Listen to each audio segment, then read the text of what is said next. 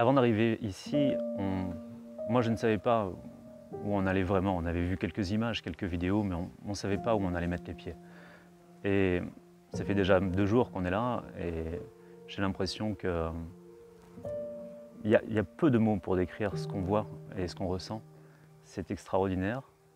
La réflexion que je me suis faite, c'est s'il y a vraiment un coin de paradis qui est habité sur Terre et qui en plus a été restauré par l'homme, alors ça laisse beaucoup d'espoir et ça nous permet d'y croire. Pangatalan, cette petite île au nord-est de Palawan, est le fief de la fondation Sulubai. Sur cette île, Frédéric Tardieu a recréé de ses mains un paradis sur terre et sous-marin. Plus de 60 000 arbres ont été replantés et environ 2000 morceaux de coraux greffés. Aujourd'hui, les étudiants du lycée Saint-Louis-Sainte-Marie, proche de Marseille, sont venus découvrir cet environnement hors norme. Frédéric Tardieu est à l'origine de cette visite. L'idée première est vraiment cet engagement. Je voulais comprendre jusqu'où les jeunes pouvaient s'engager dans une relation avec un projet existant, loin de chez eux, et quelle serait leur compréhension d'une situation hors norme pour eux. Dans le cadre de leur cursus scolaire, ces lycéens font partie du groupe Établissement Démarche de développement durable, dans lequel ils agissent au quotidien pour améliorer le bilan carbone de leur lycée. Pour leurs enseignants, venir à Pangatalan, c'est l'opportunité de concrétiser leur travail. C'est quelque chose d'exceptionnel, c'est une expérience unique. On met en pratique ce que l'on raconte au quotidien.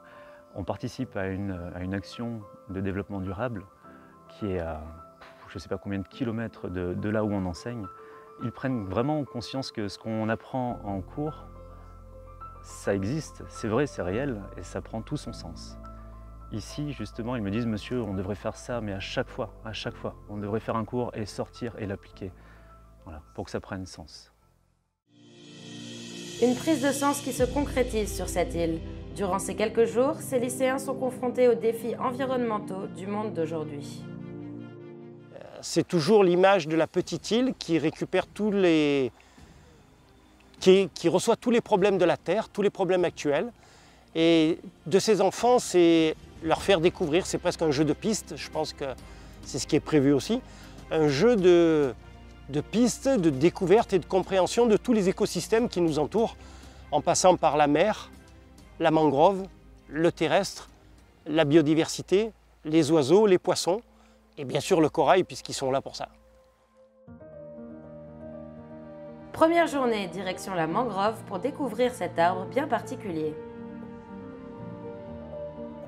C'est un arbre un peu magique, on le plante comme ça dans l'eau et il se remet à pousser tout seul. Et les graines, je les trouve impressionnantes aussi parce que c'est comme un mini-arbre qu'on replante dans l'eau et qui peut faire beaucoup de choses. Il peut aider des populations si on les replante pour protéger les îles.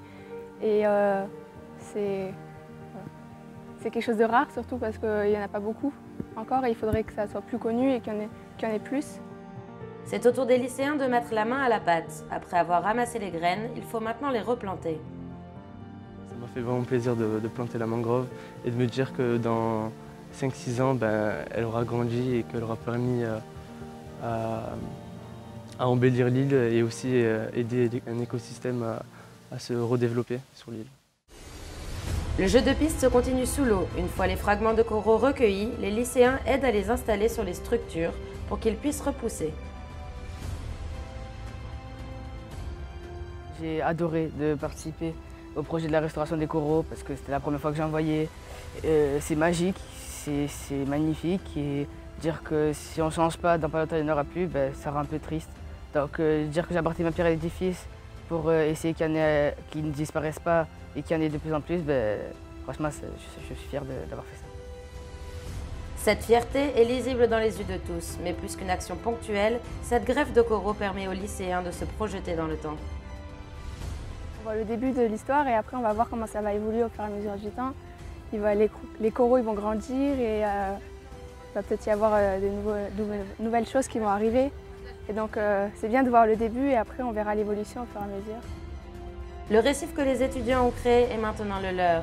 Pour Frédéric Tardieu, ce n'est que le commencement de cette collaboration entre le lycée et la Fondation. Nous, ce qu'on aimerait, en finalité, c'est que ce récif corallien appartienne au lycée, bien sûr, mais que chaque année on puisse avoir une nouvelle classe, des nouveaux élèves qui viennent comprendre comment il a pu évoluer et quelque part ce soit un relais permanent entre Sulubai Foundation, nos avancements dans nos recherches et ce groupe d'étudiants qui vient et qui transmet. Ils ont un devoir de connexion entre l'île et la terre, l'île et la ville. Et ce récif corallien est vraiment l'image symbolique d'une partie de la mer qui nous sépare et qu'ils doivent maintenir, entretenir et protéger. Grâce à ce projet, cette nouvelle génération va ouvrir les yeux sur ce qu'il est possible de faire en faveur du développement durable. Une expérience enrichissante qui restera marquée dans leurs esprits. Je pense qu'ils vont repartir avec encore plus de désir justement de faire changer les choses. Et moi je crois en eux, justement. C'était là l'objectif. Je pense vraiment qu'ils vont grandir. Ils vont grandir de cette expérience. Je serai encore plus fier l'an prochain, l'année d'après, quand ils reviendront me dire la continuité de tout ça. Parce que ça ne s'arrête pas ici, ça ne s'arrête pas là. Ça continue bien plus loin à mon avis.